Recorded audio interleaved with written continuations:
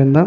ఇక లైవ్లో కూడా మరి అనేక మంది ఆ వాక్యాన్ని వింటున్నటువంటి దేవుని బిడ్డలందరికీ కూడా వందనాలు. మరొకసారి మీ అందరితో కలిసి దేవుని వాక్యాన్ని వినడానికి దేవుడిచ్చిన మహాకృపను బట్టి, భాగ్యాన్ని బట్టి దేవుడిని ఎంతగానో స్తుతిస్తున్నాను. మరి మీరందరూ కూడా మరి పరిచర్య కొరకు మా కొరకు ప్రార్థిస్తున్నారని విశ్వసిస్తున్నాం. మేము కూడా మీ కొరకు ప్రార్థన చేస్తున్నాం. దేవుడు మిమ్మల్ని దీవించును గాక. మరి దేవుని వాక్యాన్ని చదువుకుందాం. ఈరోజు దేవుడు మన కొరకు సిద్ధపరిచిన వర్తమానాన్ని మనం అందరం కూడా విందాం. ద్వితీయోపదేశకాండం 31వ అధ్యాయము వాక్యాన్ని చదువుకుందాం. 172వ పేజీ నెంబర్. చక్కగా దేవుని వాక్యాన్ని చదువుకుని వాక్యాన్ని విందాం మనం అందరం కూడా.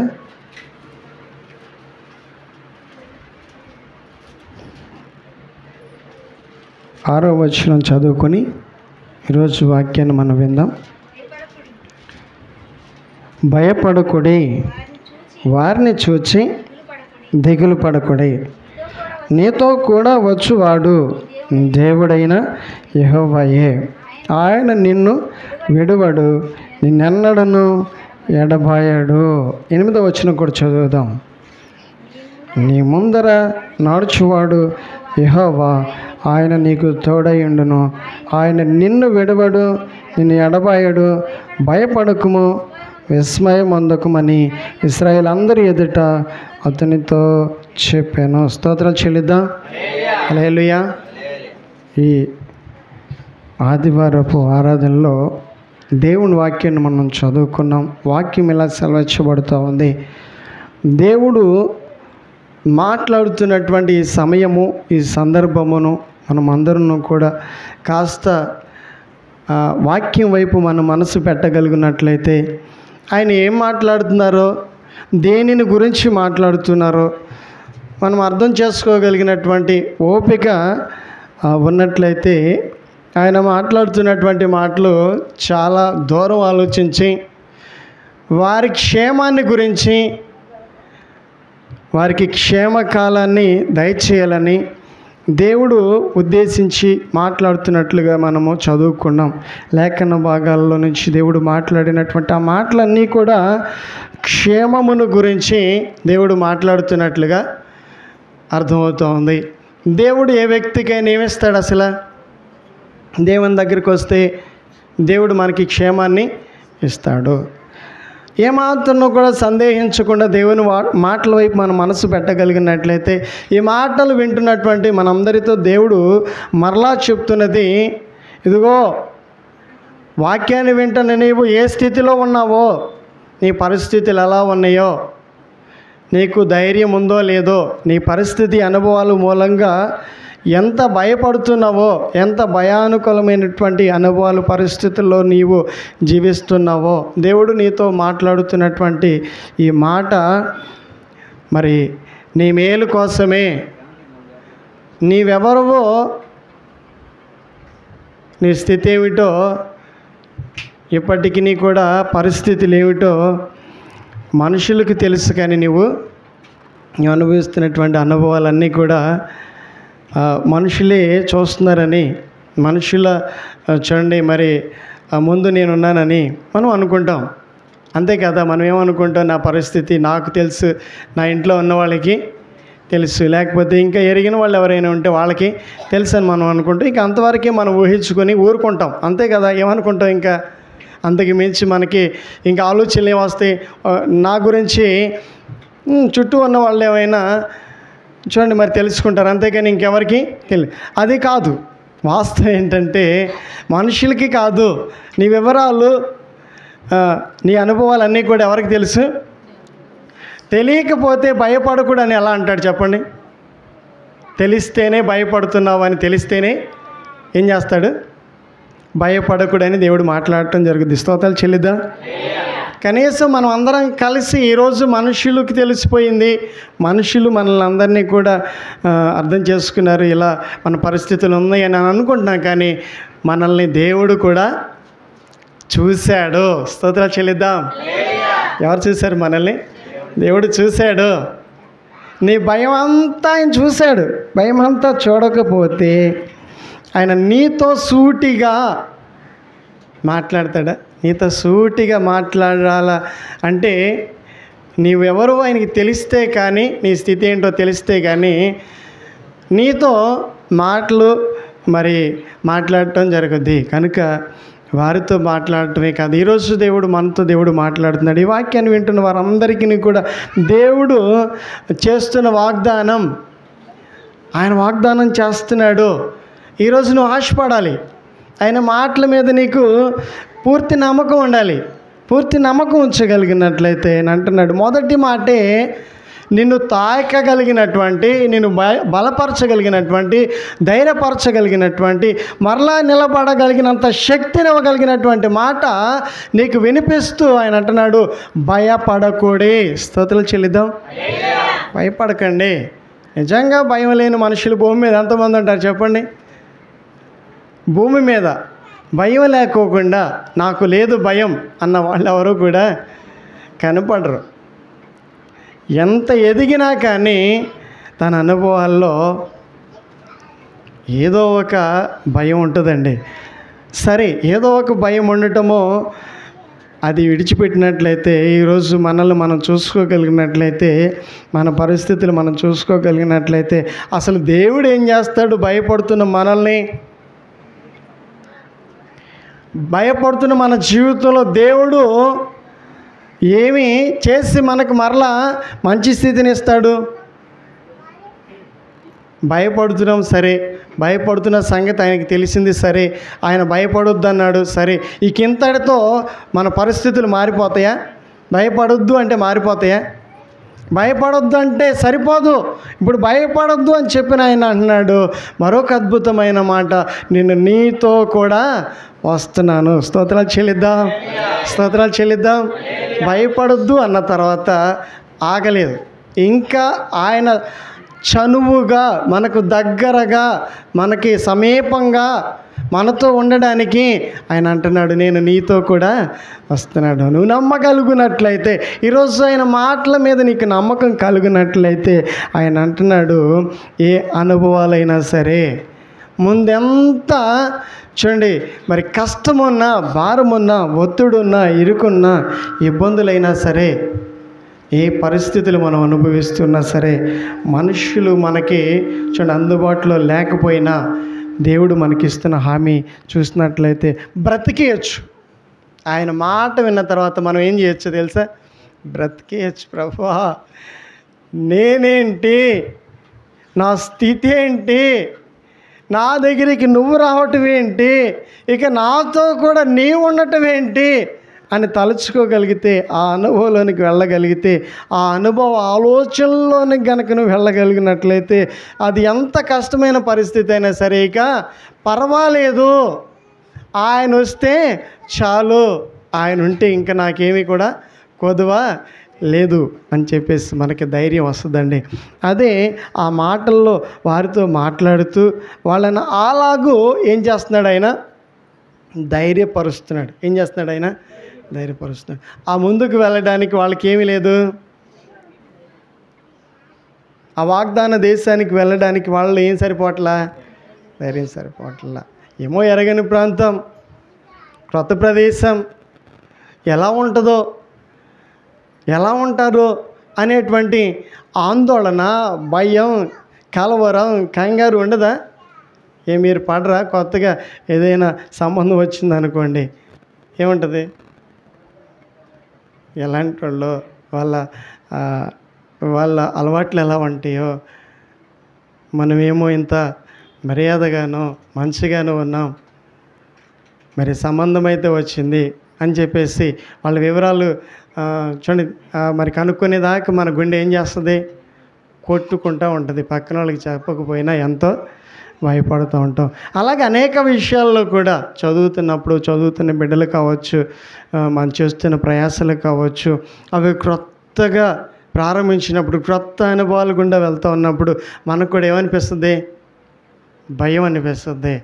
చేయడానికి ముందు చాలా భయపడతాం, ప్రారంభానికి ముందు చాలా భయపడతాం. మనుషులం కాబట్టి సహజం, భయం ఉంటుంది.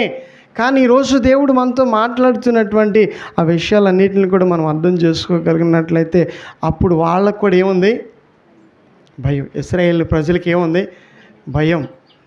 వారి యాత్రా ప్రయాణాలు చేస్తూ కాలము గడుపుతున్నప్పుడు ఇక వాళ్ళు చేరబోతున్నటువంటి ప్రదేశాలకి దగ్గరగా వెళ్ళారు. వాళ్ళు దగ్గరగా వెళ్తున్నటువంటి సమయంలో, ఆ సందర్భంలో యొర్దాను దాటడానికి సమీపంగా వచ్చేసినప్పుడు వాళ్ళతో మాట్లాడుతున్నాడు, మీరు భయపడకండి. వారికి ఎన్నిసార్లు భయపడ్డారు? ఆ దేశాన్ని చూసి రమ్మన్నప్పుడు, ఆ దేశాన్ని చూసి వచ్చినప్పుడు, ఆ చూసి వచ్చిన వాళ్ళు చెప్పిన సమాచారాన్ని విన్నప్పుడు ఆ వార్తలన్నీ కూడా ఎలా ఉన్నాయి? కంగారుగానే ఉన్నాయి, కానీ ఒకటి కూడా ధైర్యాన్ని ఇచ్చేవి లేవు.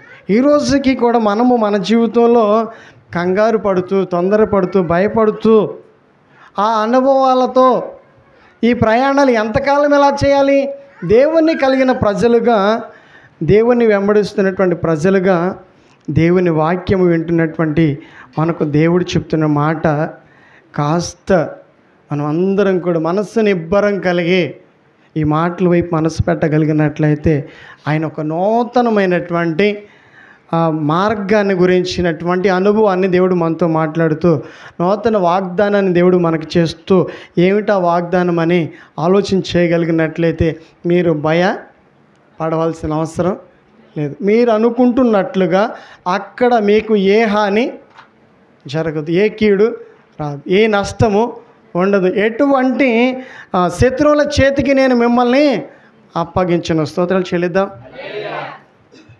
అని అంటూ ఆయన అంటున్నాడు, నేను మీతో కూడా వస్తున్నాను. స్తోత్రాలు చెల్లిద్దాం. ఈ మాట నన్ను చాలా రోజుల నుంచి ఏం చేస్తుందంటే, ప్రభువా ఈ భూమి మీద నీ వలే ప్రేమించే వాళ్ళు ఎవరుంటారయ్యా అని నేను చాలా చాలా చాలా చాలా సంతోషించాను. మరి మీకైతే ఎలా ఉందో నాకు తెలియదు, కానీ నిజంగా మనుషులు ఇలా మనకి కూడా వస్తారంటారా? మనకు తోడుగా ఉంటారా? నిలబడతారంటారా? కానీ దేవుడు అంటున్నాడు, ఆయన మనతోనే, నీకు ఇష్టమైతే మీరందరూ కూడా కోరుకోగలిగినట్లయితే ఆయన వస్తూ ఎంత మేలో తెలుసా? ఆయన ఉంటే ఎన్ని మేలు జరుగుతాయో తెలుసా? ఆయన ఉంటే ఎన్ని ప్రమాదాల్లోంచి నువ్వు బయటపడతావో తెలుసా? ఆయన ఉంటే ఎంత క్షేమాన్ని ఇస్తాడో తెలుసా? గమనించినట్లయితే మరొక వాక్యాన్ని కూడా చదువుదాం ఒకసారి. నిర్గమాకాండం 3వ అధ్యాయం 8వ వచనాన్ని ఒకసారి చదువుదాం.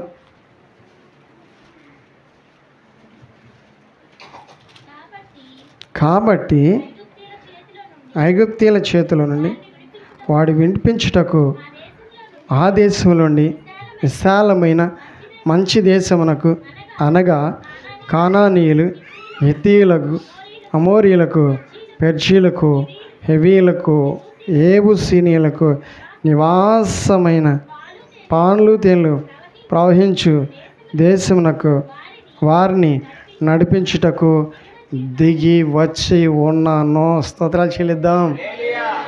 ఈ మాట అందరం చెప్దాం ఒకసారి. వారిని నడిపించుటకు దిగి వచ్చి ఉన్నాను.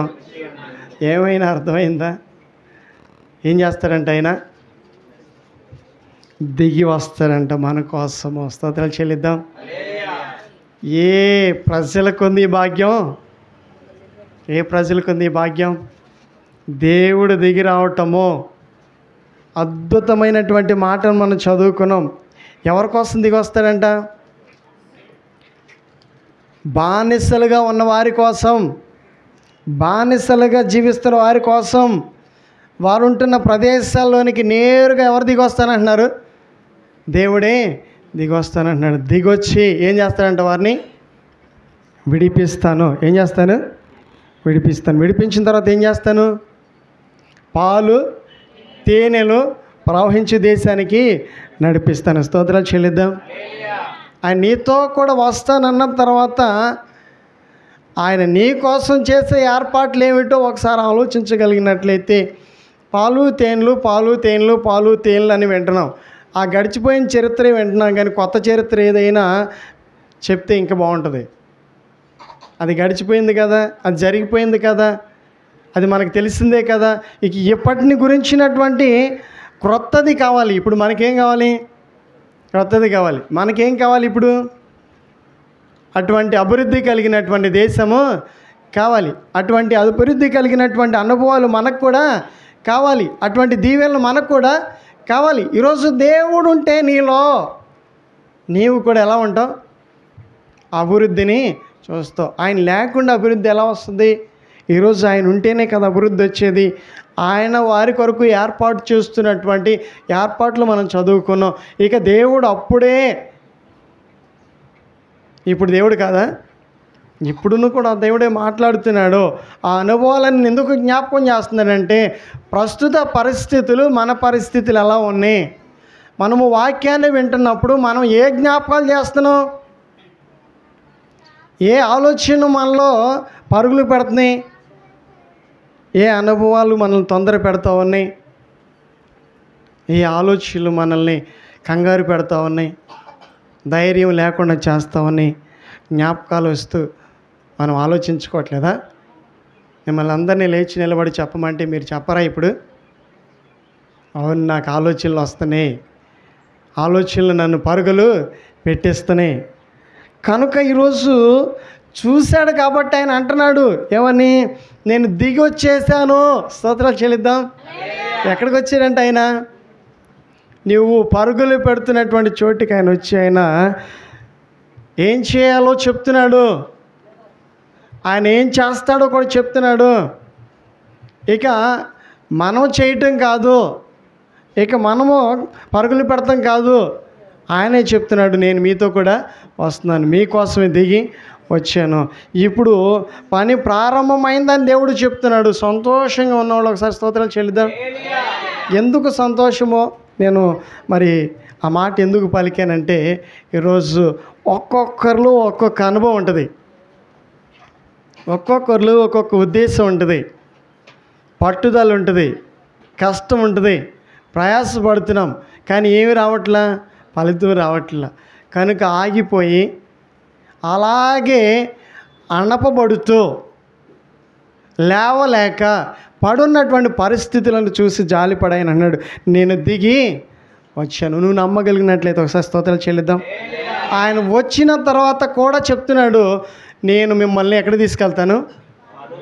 పాలు తేనెలు ప్రవహించే దేశం. నిజంగా నువ్వు వ్యవసాయం చేసినా, వ్యాపారం చేసినా, కష్టపడుతున్నా, ప్రయాసపడుతున్నా, నిజంగా నీవు గనక నమ్మగలిగినట్లయితే, ఈరోజు ఆయన మాటల వైపు ఆశ పెట్టుకోగలిగినట్లయితే, ఈరోజు ఆ మాటలు నీకు అర్థమవునట్లయితే, ఆయన నిన్ను కూడా ఎక్కడికి తీసుకెళ్తాడు? అభివృద్ధిలోనికి తీసుకెళ్తాడు. మునుపటి కంటే అధిక మేళ్ళు చేస్తానని వాగ్దానం చేశారండి. ఎప్పటికంటే మునుపటి కంటే అధిక మేళ్ళు చేస్తారు. ఎలా జరుగుతాయి, ఎలా నమ్మేదానంటే, ఈరోజు నీవు ఆయన మాటలు చేత తడపబడుతున్నావు. మంచులాగా ఆయన నిన్ను ఏం చేస్తున్నాడు? తడుపుతున్నాడు. వర్షంలాగా ఆయన నిన్ను తడుపుతున్నాడు. ఈ వర్షంలాగా దిగొచ్చినటువంటి దేవుని సన్నిధిలో, మంచులాగా దిగొచ్చినటువంటి దేవుని సన్నిధిలో తడపబడుతున్నటువంటి ఈ అనుభవాల్లో, తడుస్తున్నటువంటి ఈ అనుభవాల్లో మరి మనమందరం కూడా కోరుకోగలిగినట్లయితే, నిజంగా ప్రభు అభివృద్ధి నాకు కావాలి, ఆ అభివృద్ధి నా కుటుంబానికి కావాలి, ఆ ఆశీర్వాదం నాకు కావాలి అని నీవు కూడా ఆయన సన్నిధిలో సాగిల పడగలిగినట్లయితే, ఆయన మాటకు లోబడగలిగినట్లయితే, ఆయన వారిని ఎక్కడికి తీసుకెళ్ళాడు? పాలు తేనెలు ప్రవహించి. వాళ్ళే వెళ్ళారా? ఆయన తీసుకెళ్తే వెళ్ళారా? ఆయన తీసుకెళ్లాల్సిందేనండి. ఎక్కడికి తీసుకెళ్ళాడు వాళ్ళని? పాలు తేనెలు ప్రవహించింది. ఏ దేశం అంటుంది అది? పాలు తేనెలు ప్రవహించడం అంటే ఎలా ఉంటుంది? పాలు తేనెలు ప్రవహిస్తే ఇంకేం కొరత ఉంటుంది చెప్పండి. పోనీ పాలు తేనెలు ప్రవహిస్తే ఏం తక్కువైంది చెప్పండి? ఆహారం ఎంత సమృద్ధిగా ఉంటుంది, పంటలు ఎంత బాగా పండుతున్నాయి, కష్టపడుతుంటే అంత ఫలితం వస్తే ఇంకా మనుషులకి ఇంకేం కొరత ఉంటుంది? కనుక దేవుడు మరి దీవిస్తే, దేవుడు ఆశీర్వదిస్తే ఒక వ్యక్తి అలా అంచెలంచెలుగా ఏమవుతాడు? దీవించబడతాడు, ఆశీర్వదింపబడతాడు. ఆ విషయాలన్నింటిని కూడా జ్ఞాపకం చేస్తూ నిరాశతో ఉండొద్దు, నిస్పృహలో ఉండొద్దు, అధైర్యపడొద్దు, దిగులు పడొద్దు. ఇక నీ ప్రయత్నాలు చూడండి చెడిపోయినందువల్ల నువ్వు ప్రయత్నం చేయాల్సిన సమయంలో ప్రయత్నం చేయకుండా మానేస్తున్నావు. ప్రయత్నం చేయాల్సినటువంటి సమయంలో మనం ఏం చేయాలంటే ప్రయత్నము చేయాలి. ఏం ప్రయత్నం చేయాలి? దేవుని దగ్గర మనం ప్రయత్నము చేయాలి. ఇక ఎక్కడికి వెళ్ళిపోయిందంటే ఈ వార్త ఎక్కడికి వెళ్ళిందో తెలుసా? దేవుని దగ్గరికి వెళ్ళింది. అదే శుభవార్త. ఏంటంటే శుభవార్త, నీ పరిస్థితులను గురించినటువంటి అనుభవాలను గురించినటువంటి ఈ వార్త ఎవరి దగ్గరికి వెళ్ళింది? దేవుని దగ్గరికి వెళ్ళింది. దేవుని దగ్గరికి వెళ్ళబట్టే ఆ వార్త ఆయన వినబట్టే, ఆ మొర ఆయన వినబట్టే ఆయన అంటున్నాడు ఒక గొప్ప మాట, నేను దిగి వచ్చాను. ఇప్పుడు దిగి వచ్చిన ఆయనకి మనం ఏం చెప్పాలి? మనం ఏం చెప్పాలనుకుంటున్నాం? దిగి వచ్చిన ఆయనతో మాట్లాడాలి. మనం అందరం కూడా ఏం చేయాలి? మాట్లాడాలి. ఏం మాట్లాడాలి?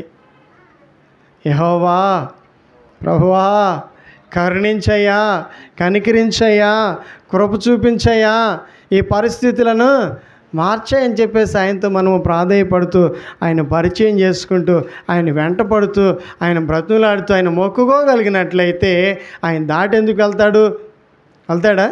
ఆయన ఏమంటున్నాడు ఒకసారి చదువుదాం. మత్తయి సువార్త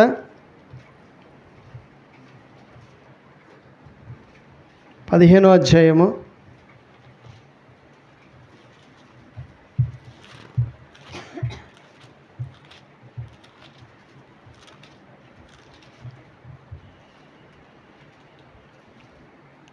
28వ వచనం చదువుకుందాం.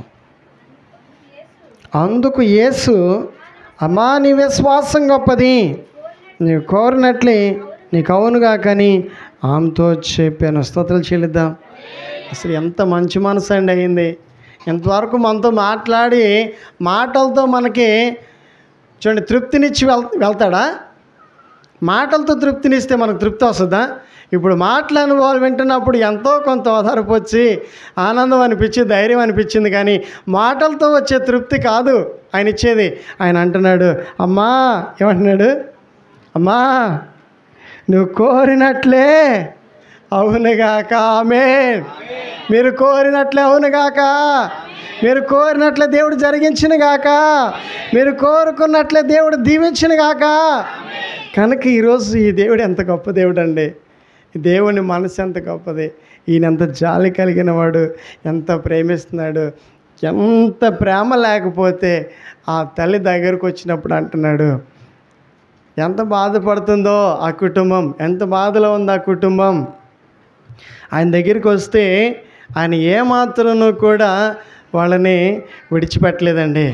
ఆమెతో అంటున్నాడు, నువ్వు కోరినట్టే అవునుగాక. దిగొచ్చింది ఎందుకు? నిన్ను సంతోషపెట్టడానికే. దిగొచ్చింది ఎందుకు? నీ దారిద్ర్యాన్ని నుంచి నిన్ను విడిపించడానికే. దిగొచ్చింది ఎందుకు? నిన్ను కరువులో నుంచి విడిపించడానికే. దిగొచ్చింది ఎందుకు? నీ స్థితిగతులను మార్చడానికే. దిగొచ్చింది ఎందుకు? నీ భారాలని తగ్గించడానికే. దిగొచ్చింది ఎందుకు? నిన్ను స్వస్థపరచడానికే. నువ్వు ఇష్టపడగలిగినట్లయితే ఆ తల్లి కోరుకుంటుంది. ఒక మాట చదవండి, ఒక మాట, అందులో ఒక మాట 25వ వచనం చదవండి. అయినను ఆమె వచ్చి ఆయన మొక్కి, ప్రభువా నాకు సహాయం చేయని అడిగాను. అందుకు ఆయన పిల్లల రొట్టె తీసి కుక్క పిల్లలకు వేయుటకు యుక్తం కాదని చెప్పగా, అవి నిజమే ప్రభువా, కుక్క పిల్లలు కూడా తమ యజమానులు బల్లల మీద నుండి పడు రొట్టె ముక్కలు తినను కదా అని చెప్పాను. ఏమడుగుతుంది? అయినను ఆమె వచ్చి ఏం చేస్తుంది? అడుగుతుంది. ఈరోజు నువ్వు ఇంకా మౌనంగా ఉంటావా? ఇంకా దేవుని సన్నిధిలో నోరు తెరవకుండా దేవునితో చూడండి పరిచయం లేకుండా ఉండటం మంచిది కాదు. ఆ తల్లి కానాను దేశంలో నుంచి వచ్చింది, ఆయన కలుసుకుంది. ఆయన కలుసుకునే దాకా ఎంత ప్రయాణం చేసిందో అంత ప్రయాణం చేసింది. కలుసుకున్న తర్వాత అడుగుతుంది, ప్రభువా, ఏమంటుందండి? ప్రభువా. నువ్వు కూడా ఏమని పలకాలి? కార్యం జరగకముందు ప్రభువా, కార్యం జరిగిన తర్వాత ప్రభువా? జరగకముందే ప్రభువా, కార్యం జరగకముందు ప్రభువా అంటుందండి. ఆయన్ని ఆ పిలుపు ఆ విధానాలన్నిటికి ఆయన ఏమైపోయాడు? కరిగిపోయాడండి. స్తోత్రాలు చెల్లిద్దాం. ఆయన కరిగిపోయేదాకా మన మాట తీరుని ఏం చేయాలి? మనం మార్చుకోవాలి. ఆయన్ని పిలిచే విధానంలో ఆయన ఖచ్చితంగా మనల్ని కనికరిస్తాడు. నువ్వు కోరినట్టే అవునుగాక. ఎవరంటారు ఈ మాట? ఎవరికి ఉంది ఇటువంటి ప్రేమ? గమనించినట్లయితే ఆ తల్లి చాలా వేదంతో వచ్చింది. దయ్యం పట్టినటువంటి కుమార్తె, తన కుమార్తెకి ఏం పట్టిందంట? దయ్యం పడితే ఆ కుమార్తెని ఏడిపిస్తూ ఉంటే తన ప్రయత్నాలు ఏవి కూడా చూడండి, ఎక్కడ కూడా తన ప్రయత్నాలు ఏ విధంగానూ ప్రయోజనం లేకపోతే ఎవరి దగ్గరికి వచ్చింది? దేవుని దగ్గరికి వచ్చింది. ఆయన ఎక్కడికి వచ్చాడు? భూమి మీదకి వచ్చాడు. అప్పుడు ఎక్కడ? ఐగుప్తు దేశంలోనికి వచ్చినట్లుగా చదువుకున్నాం. ఎక్కడికి వచ్చినట్లుగా? ఐగుప్తు దేశంలోనికి. ఇప్పుడు ఈ తల్లి దగ్గరికి వచ్చినట్లుగా చదువుకున్నాం. ఇప్పుడు వాక్యాన్ని వింటున్నటువంటి మనం అందరం కూడా గమనించగలిగినట్లయితే ఒక్కొక్కరి ముందు నిలబడి ఆయన ఏం మాట్లాడుతున్నాడో తెలుసా? ఒక్కొక్కరి ముందు ఆయన నిలబడి ఉన్నటువంటి సమయం ఇది. మనందరితో మాట్లాడుతున్నటువంటి సమయం ఇది. మాట్లాడుతున్నప్పుడు మనం కూడా కరెక్ట్గా ఆయన సన్నిధిలో మనం అందరం కూడా మనవి చేసుకోగలిగినట్లయితే, సరి అయినటువంటి యొక్క మరి ఈ సమయం మనం వినియోగించుకోగలిగినట్లయితే నీతో కూడా ఆయన వస్తాను. ఏమంటున్నాడు ఆయన? నీతో కూడా వస్తాను, దిగొస్తాను. ఏం చేస్తాను? ఎవరికొంది ఈ తగ్గింపు జీవితం? ఇంత మరి ఆ భారం ఎవరికొంది? నీ గురించిన భారం ఎవరికి లేదు. దిగొచ్చినటువంటి దేవుని దగ్గరికి ఆమె వచ్చేసింది. ఇప్పుడు ఎవరు వచ్చారు? కానాను స్త్రీ వచ్చేసింది. మీరు కూడా ఎవరి దగ్గరికి వచ్చారో తెలుసా? ఆయన దగ్గరికి వచ్చారు. ఎవరు ముందున్నారో తెలుసా? మీరు ఆయన ముందు. ఎవరు మాట్లాడుతున్నారు మీతో తెలుసా? ఆయనే మాట్లాడుతున్నాడు. ఆయన మాట్లాడుతూ ఆయన అంటున్నాడు, ఇక ఓపెన్ చేయి, నీ బాధలన్నీ కూడా నా ముందు చెప్పు. ఆయనతో చూడండి, మనం చెప్పుకోగలిగితే భారం తగ్గదా? తగ్గుద్దండి. ఆయన తగ్గిస్తాడు. ఆయన అంటున్నాడు, నువ్వు చెప్పినవన్నీ కూడా జరుగును గాక. ఏమంట? ఎంత నవ్వాసుద్దండి. స్తోత్రాలు చెల్లిద్దాం. ఇక మీదట మీ జీవితాల్లో ఆయన కార్యాలు, నూతన కార్యాలు జరిగించి మిమ్మల్ని అట్టి రీతిగా ఆశీర్వదించును గాక. మీ దుఃఖములు సమాప్తములగును గాక. మిమ్మల్ని ఆశీర్వదించును గాక. గమనించగలిగినట్లయితే అద్భుతమైనటువంటి మాటలు దేవుడు మనతో మాట్లాడుతూ ఆయన ఆ తల్లికినా మనకును కూడా చేస్తాడా? ఆయన ఆమె కోసమేనే మాట్లాడుతున్నాడా? మన కోసం కూడా మాట్లాడుతున్నాడా? ఒక్కొక్కరితో మనతో మాట్లాడుతూ ఆయన అంటున్నాడు, అందుకు యేసమ్మా ఏమన్నాడు? ఆయన వాడేటటువంటి భాష, తీరు, విధానం అంతా కూడా ఎవరు వాడరు. అంత మర్యాదగా ఎవరు పిలుస్తారు? అంత చులకనగా చూస్తారు. ఆమెను చూస్తే ఏం చేస్తారు? ఆ కుటుంబ పరిస్థితులను బట్టి ఎవరైనా విలువను, గౌరవాన్ని ఇస్తారా? ఆ స్థితిగతులను బట్టి ఎవరికైనా విలువనివ్వాలని ఉంటుందా? కానీ దేవుడు అంటున్నాడు ఆమెతో, మొట్టమొదటి మాటే ఆమెను ఓదార్చేటటువంటి మాట. ఏమని పిలిచాడు ఆయన? అమ్మ. ఏమంటున్నాడు ఆయన? అమ్మ. ఆ మాటకు ఆ తల్లి ఏమైపోయి ఉంటుంది? ఆ తల్లి చూడండి, కడుపు నిండిపోయినట్టు ఉంటుంది. స్తోత్రాలు చెల్లిద్దాం. ఏమవుద్ది? కడుపు నిండినందు. తినాలా ఏంటండి? పలకరిస్తే చాలదా?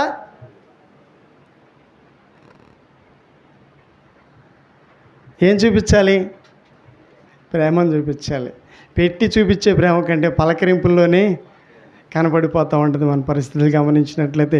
యేసుక్రీస్తు ప్రభువారు తల్లిని పలకరించంగానే, ఆ మాట పలకంగానే, ఆ మాట పలికిన తర్వాత మరొక మాటను, అద్భుతమైన ఆశీర్వాదాన్ని ఆమెకు చెప్తూ, నువ్వు కోరినట్టే. ఏం కోరుకుంటుంది ఆవిడ? బాగుపడాలి. ఏం కోరుకుంటుంది? ఈరోజు మీరేం కోరుకుంటున్నారు? ఈరోజు మీ బాగోగులు ఏమైతే దేవుని సన్నిధిలో మనవి చేసుకున్నారో, నేను చూడండి దేవుని సన్నిధిలో ప్రార్థన చేస్తూ, అయ్యా ఈరోజు దేవుని సన్నిధికి వస్తున్న ప్రతి బిడ్డల జీవితంలో నీవు సెలవిచ్చిన ప్రకారంగా అట్టి మేలులన్నీ కూడా నీ బిడ్డల జీవితంలో జరుగునుగాక. ఆమేన్. జరుగునుగాక. మేలులు జరుగునుగాక అని మనం అందరూ అని వెళ్ళిపోవటం కాదండి. ఆయన తీసుకొని వెళ్ళాలి. మనం అని వెళ్ళిపోతే సరిపోద్దా? ఆయన్ని ఇక్కడే వదిలేసి వెళ్ళిపోతే ఏం జరుగుద్ది? ఆయన్ని మనతో కూడా తీసుకెళ్ళాలి. ఆయన అంటున్నాడు, నీతో కూడా వస్తానంటున్నాడు. అది ఎంతమందికి ఇష్టం? ఎంతమంది కోరుకుంటున్నారు? ఆయన వస్తే స్వస్థత. చెప్పండి ఏంటండి? ఆయన వస్తే సమృద్ధి. ఆయన వస్తే శాపం విడిపించబడద్ది. ఆయన వస్తే అభివృద్ధి చూస్తావు. ఆయన వస్తే నీ మాట ప్రయాణం చేస్తుంది. నీ పేరు ప్రయాణం చేస్తుంది. నీ పేరు ఏమవ్వాలి? నువ్వు చేయలేనంత దూరం ప్రయాణం చేస్తుంది. దేశాల్లో నీ ఇప్పటికని కూడా యేసేపు పేరు ప్రయాణం చేస్తుంది. స్తోత్రాలు చెల్లిద్దాం. ఏం చేస్తుంది? ఆయన ఉన్నాడా? ఆయన పేరు ఉందా? మనం వెళ్ళిపోయిన మన పేరు ఉండాలి. అది మన జీవితంలో మనం సంపాదించుకునే పెద్ద ఆస్తి అదనమాట.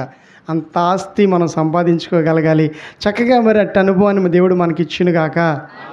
గమనించినట్లయితే ప్రార్థన చేసుకుందాం. పరిశుద్ధుడా మీకు వందనాలు. యేసయ్య కృతజ్ఞతలు వందనాలు చెల్లిస్తున్నాం. నీతో కూడా వచ్చేవాడిని దేవుడైన యెహోవాయని మమ్మల్ని అందరినీ కూడా ఉద్దేశించి ఓదార్చగలిగిన నీ మాటను మాకు వినిపిస్తూ ఈరోజు ఈ వాక్యం ద్వారా ఎంతమంది అయితే ధైర్యపరచబడుతున్నారో, ఆశపడుతున్నారో, అట్టి ఆశీర్వాదాన్ని కోరుకుంటూ ఉన్నారో అట్టి వారందరి పిల్లల జీవితాల్లో, కుటుంబాల్లో ఆయా మీ ఆశీర్వాదాలను, మీ దీవెనలు అనుగ్రహించి నీ ప్రజలు నిండారులుగా దీవించి మీరు మహిమ పొందమని యేసు నామములో ప్రార్థిస్తున్నా తండ్రి. ఆమేన్.